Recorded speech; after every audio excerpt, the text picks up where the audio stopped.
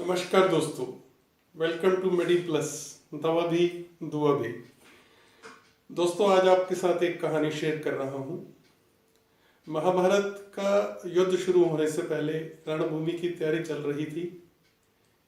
बड़े बड़े पेड़ जो रणभूमि में लगे हुए थे, हाथियों की मदद से उनको उखाड़ा जा रहा था।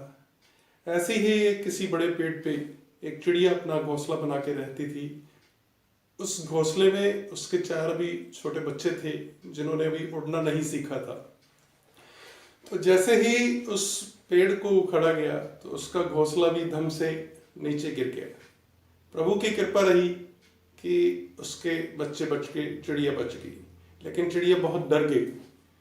डर के मारे उसने इधर उधर मदद के लिए देखा तो उसे श्री कृष्ण भगवान नजर आए, जो अर्जुन के साथ रणभूमि का जायजा लेने के लिए आए थे कि 2 दिन बाद जब युद्ध शुरू होगा तो किस योजना से हमें युद्ध की शुरुआत कर रही है।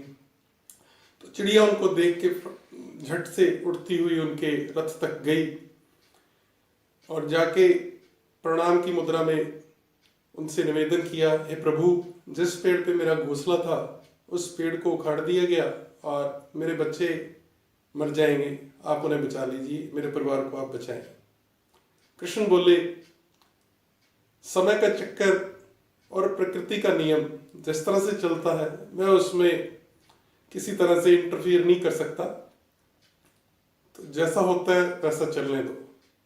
चिड़िया हाथ जोड़कर बोली, प्रभु, मैं कुछ नहीं जानती, मेरे लिए समय का चक्कर आप ही हो, आप मेरे परिवार को बचाओ या उसे मार दो, मैं आपकी शरण में हूं। श्री कृष्ण शरणम मम, ओम हरिम स्व। ऐसा सुन के कृष्ण मुस्कुराए और उससे बोले, जा 21 दिन का राशन इकट्ठा कर ले। उसके बाद उन्होंने अपना रथ आगे बढ़ा दिया। इसके 2 दिन बाद युद्ध की शुरुआत हुई। तो युद्ध की शुरुआत से पहले अभी जब शंख ध्वनि होनी थी, दोनों सेनाएं आमने सामने डटी हुई थी, तो कृष्ण ने अर्जुन से उसका धनुष बाण मांगा।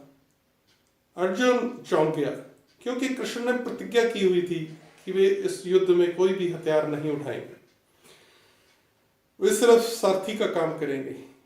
तो अर्जुन उनसे बोला, कृष्ण मुझे बताओ किसको निशाना लगाना है। कृष्ण मुस्कुराए, नहीं, आप मुझे दो।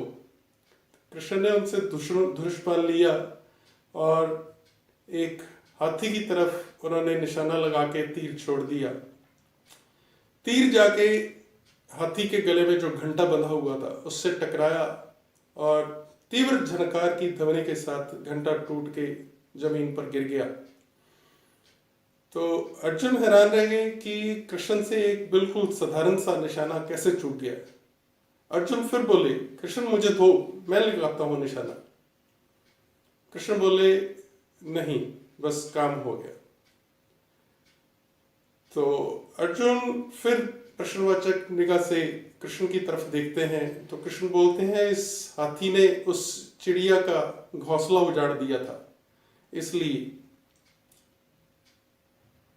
तो अर्जुन बोले, फिर लेकिन हाथी को तो कुछ भी नहीं हुआ, सिर्फ घंटा ही टूट के नीचे गिरा है। कृष्ण मुस्कुराए और अर्जुन को बोले, आप शंख बजाओ। तो शंख ध्वनि के साथ ही युद्ध की शुरुआत होगी। उसके बाद 18 दिन तक महाभारत का युद्ध चला, जिसमें हम सब जानते हैं पांडवों की जीत हुई। बहुत से लोग इस युद्ध में दोनों तरफ के कौरवों पांडवों की सेना में से मारे गए। तो युद्ध की समाप्ति के बाद कृष्ण फिर अर्जुन को लेके एक बार फिर रणभूमि का जायजा लेने के लिए गए। यहाँ वहाँ बहुत सारी लाशें चारों तरफ गिरी हुई हैं, किसी के पैर कटे हुए हैं, किसी का सिर कटा हुआ है।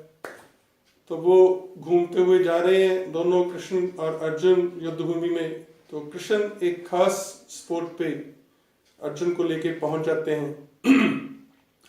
तो वो अर्जुन को बोलते हैं, वहां पे जिस जगह पे लेके गए वहां पे एक घंटा पड़ा हुआ है।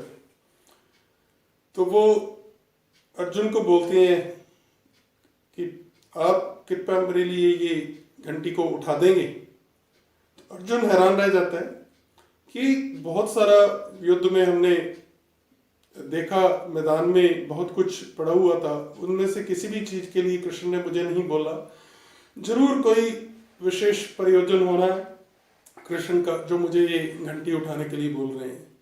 तो अर्जुन ने जैसे ही वो घंटी उठाई, वो एकदम से चौंक गई। एक के बाद एक, 2, 3, 4, 5 चिड़िया उड़ के बाहर आई, और जो चिड़िया माँ थी उसने कृष्ण के इर्द गिर्द अपना चक्कर लगाना शुरू कर दिया और एक तरह से उनका धन्यवाद किया। कृष्ण की लीला देख के अर्जुन हैरान हो गए। अर्जुन बोले, प्रभु मैं तो आपको मनुष्य के वेश में देख के भूल ही गया था कि आप कौन हो, कृपया मुझे माफ करें कृष्ण। श्री कृष्ण शरणमम ओम हरिम स्वय। आप सब स्वस्थ रहें, खुश रहें, मस्त रहें। धन्यवाद।